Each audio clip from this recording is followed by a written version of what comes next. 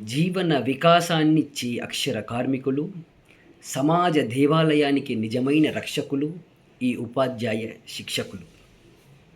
అక్షరం ఆలయం, అక్షరం ఆయుధం, అక్షరం ఆశయం, అక్షరం అక్షయం. అక్షరాలను సేద్యం చేసి పంచినటువంటి గురువర్యులకు వందనం, పాదాభివందనం. గు అంటే చీకటి, రు అంటే తొలగించేది. మన లోపల ఉంటే అజ్ఞానాన్ని తొలగించి జ్ఞానం అనే దీప్తిని నింపేవాడే అసలైన గురువు.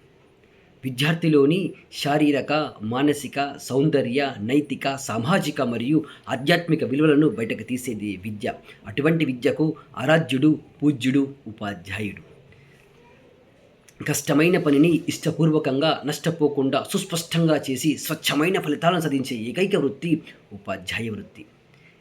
మాటల్లో చమత్కారం, చేతల్లో చురుకుదనం, తనదైన శైలిలో తన ప్రతిభా పాఠవాలను చాటుకునే ఏకైక వృత్తి ఉపాధ్యాయ వృత్తి. ఉపాధ్యాయుడు రాగానే విద్యార్థి నమస్కారం అంటాడు. నమస్కారం నమస్కారం అంటాము కదా. నమస్కరించడంలో నమస్కారానికి సంస్కారం అనేది ఆస్కారమైనప్పుడే ఆ నమస్కారానికి చమత్కారంగా పురస్కారం అనేది సత్కారం అవుతుంది. మన లోపల కర్తృత్వం, మిత్రుత్వం, నేతృత్వం, ధాతృత్వం, భ్రాతృత్వం, సౌభ్రాతృత్వంతో పాటు మన లోపల ఆశ, ఆకాంక్ష, ఆశయం, అభిలాష నెరవేరడానికి కృషిపడ్డటువంటి మన ఉపాధ్యాయులందరికీ కూడా వందనం, పాదాభివందనం.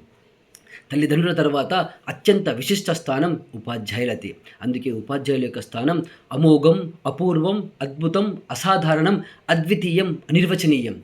ఒక ఉపాధ్యాయుడు జ్ఞాన నిధి, విద్యార్థుల పట్ల పెన్నిధి, సమాజానికి సన్నిధి. ఉపాధ్యాయులను గౌరవించడం మన యొక్క అందరి విధి. గూగుల్ కన్నా మన యొక్క గురువే మిన్న.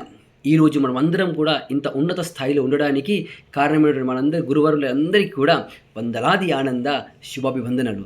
జ్ఞానాన్ని పంచినటువంటి గురువులకు మన మేధాశక్తిని, బుద్ధిశక్తిని, ప్రతిభాశక్తిని, ఇమాజినేషన్ పవర్ని ఇచ్చినటువంటి గురువరులందరికీ కూడా మరొకసారి వందనం, పాదాభివందనం, శతకోటి వందలాది ఆనంద శుభాభివందనలతో అందరికీ కూడా ఉపాధ్యాయ దినోత్సవ శుభాకాంక్షలు. Reverse gear Naveen.